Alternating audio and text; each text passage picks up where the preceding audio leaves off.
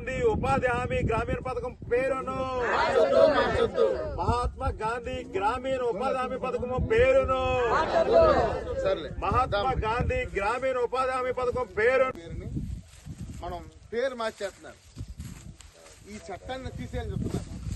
ఇప్పుడు ఉపాధి హామీ ఉంది కదా, ఆ హామీ అనే దాన్ని తీసేయాలని చూస్తున్నారు.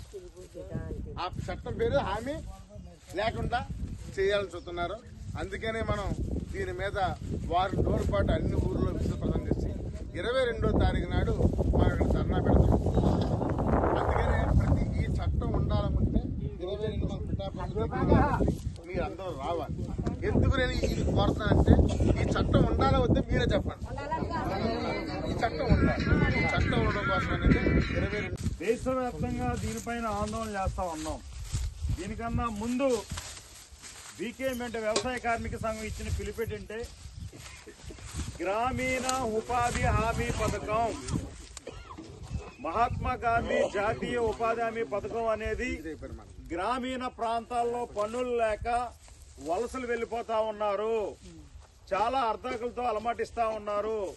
వీళ్ళకి గ్రామీణ ప్రాంతాల్లోనే పనులు కల్పించిన ఉద్దేశం మీదే ఆనాడే ఆ రోజు వామపక్షాలు ఎర్రజెండా పార్టీలు అంతా కలిపి వీళ్ళందరికీ పని కల్పించిన ఉద్దేశం మీద చట్టం తేయడంతో ఇవాళ గ్రామీణ ఉపాధి హామీ పథకం అనేది చట్టం వచ్చింది. దేశంలో గ్రామీణ ప్రాంతాల్లో కూలి పనులు లేక పట్టణాలకి వలస వెళ్తున్న వేళ, ఆకలి చావులు బతుకుతున్న వేళ ఆనాడు దేశవ్యాప్తంగా వామపక్ష పార్టీలు యూపీఏ 1లో 2005 సంవత్సరంలో ఈ గ్రామీణ ఉపాధి హామీ చట్టం కావాలని కోరాయి. వామపక్షాల పోరాట ఫలితంగా యూపీఏ 1 2005 సంవత్సరంలో మరి మహాత్మా గాంధీ జాతీయ గ్రామీణ ఉపాధి హామీ చట్టం ఏర్పడింది. ఈరోజు ఈ చట్టం వల్ల చాలా మంది ఆకలి చావులు ఆగినాయి, చాలా మంది బతుకుతున్నారు.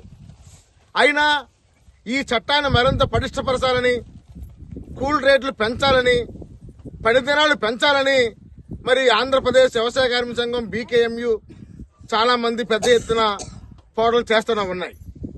నేడు నరేంద్ర మోడీ ప్రభుత్వం ఈ చట్టాన్ని మరింత పటిష్టం పరిచిపోక ఈ చట్టాన్ని ఎత్తేయాలని చూస్తున్నారు.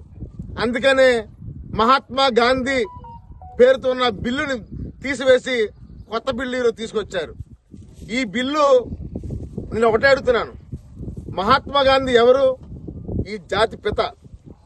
ఈ దేశ స్వతంత్ర పోరాటంలో లక్షలాది మంది కదించిన మహావీరుడు మరి మహాత్మా గాంధీ. ఆయన పేరు ఎందుకు తొలగిస్తున్నారు?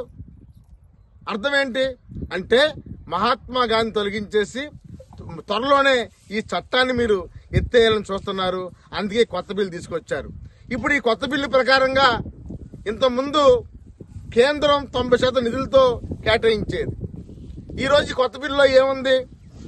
60% కేంద్రం, 40% రాష్ట్రం. అలాంటప్పుడు ఈ రాష్ట్రాలు అప్పులో ఉన్నాయని చెప్పేసి పనులు పెట్టరు. అప్పుడు వీళ్ళందరూ ఏం కావాలి? వీళ్ళ పనులు ఏం కావాలి?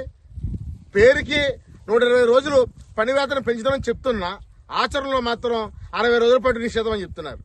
ఎక్కడ మాట